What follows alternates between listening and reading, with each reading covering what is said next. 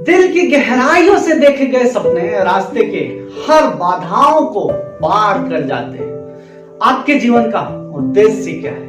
क्या है आपके जीवन का विजन?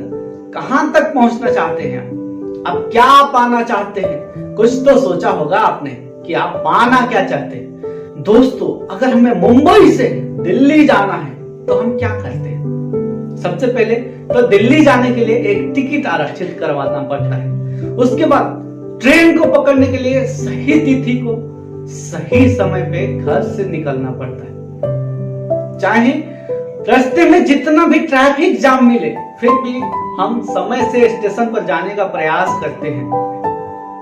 और अब जब स्टेशन पे पहुंच गए तो सही प्लेटफॉर्म पर जाकर और सही ट्रेन का इंतजार करते हैं और ट्रेन में घुसने से पहले सही बोगी का इंतजार करते हैं और फिर अपने ही आरक्षित की गई सीट पर जाकर बैठते हैं। दोस्तों, एक दिन की यात्रा के लिए हम इतना सोचते हैं, इतनी सारी तैयारी करते हैं और इतनी सारी सावधानियां बरतते हैं। तो क्या इतनी लंबी जीवन की यात्रा शुरू करने से पहले क्या हमने कुछ सोचा है कि हमें जाना कहाँ है, कैसे जाना है, क्या प्राप्त करना है हमें अपनी जिंदगी में, क्या हासिल करना चाहते हैं? दोस्तों, उसी सोच को हम दूरदर्शिता कहते हैं। अब जरा सोचिए या चिंतन करें कि हमारे जीवन का उद्देश्य क्या है। हमने जन्म लिया, बड़े हुए, भीड़ में खो गए, क्या यही जीवन है? जिंदगी बिताई, समय आया, हम यहाँ से चले गए। किसने देखा हमें? किसने जाना? क्या किया हमने? मैं आपसे एक सवाल पूछता हूँ कि क्या दुनिया में कोई ऐसी संतान है जो अपने माँ बाप का कर्ज उतार सके?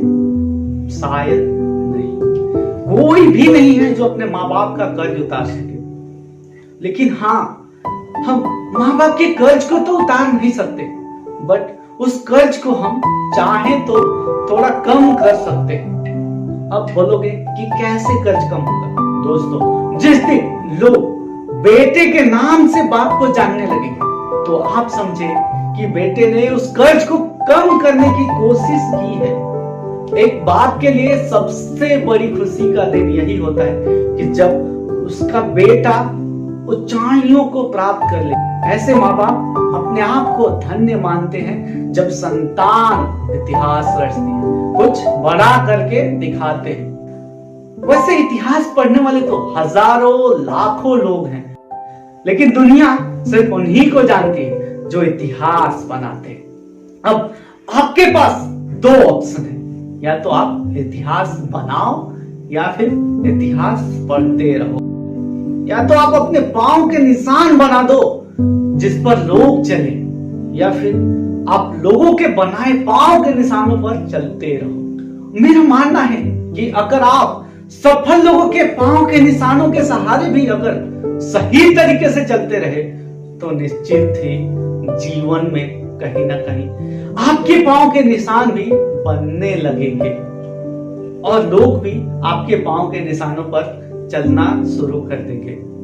इसलिए जरूरी है कि आज ही अपना विजन स्पष्ट करें। क्या लक्ष्य निर्धारित करना है, इसको चूज करें और पूर्ण समर्पित भाव से उत्साह के साथ इस यात्रा पर निकले। क्योंकि अगर विजन स्पष्ट ना हो तो व्यक्ति अपने लक्ष्य से भटक जाता है। जाना इधर रहता है, चले इधर जाते हैं। और अगर विजन स्पष्ट हो तो उसको लक्ष्य पाने में आसानी हो जाती है। मैंने एक बुक में पढ़ा था कि एक बार अंधे बच्चों को देखकर किसी ने स्वामी विवेकानंद जी से कहा था कि जीवन का सबसे बड़ा अभिशाप है अंधा होना। तब स्वामी जी ने इस पर उत्तर दिया था कि नहीं, आंखों में रोशनी ना होना कोई अभिशाप नहीं है, मन की आंखों में रोशनी ना होना बड़ा अभिशाप है। और जो मन की आंखों से देखा जाए वही विजन है। विजन होने के साथ अगर एक्शन है तभी वो अचीवमेंट होता है। अगर विजन हो उस पे एक्शन ना हो तो अचीवमेंट होना मुश्किल हो जाएगा। Vision without action is merely a dream. Action without dream is just a time pass. Vision and action can change the world. So let's ready to change the world. Thank you so much. Great.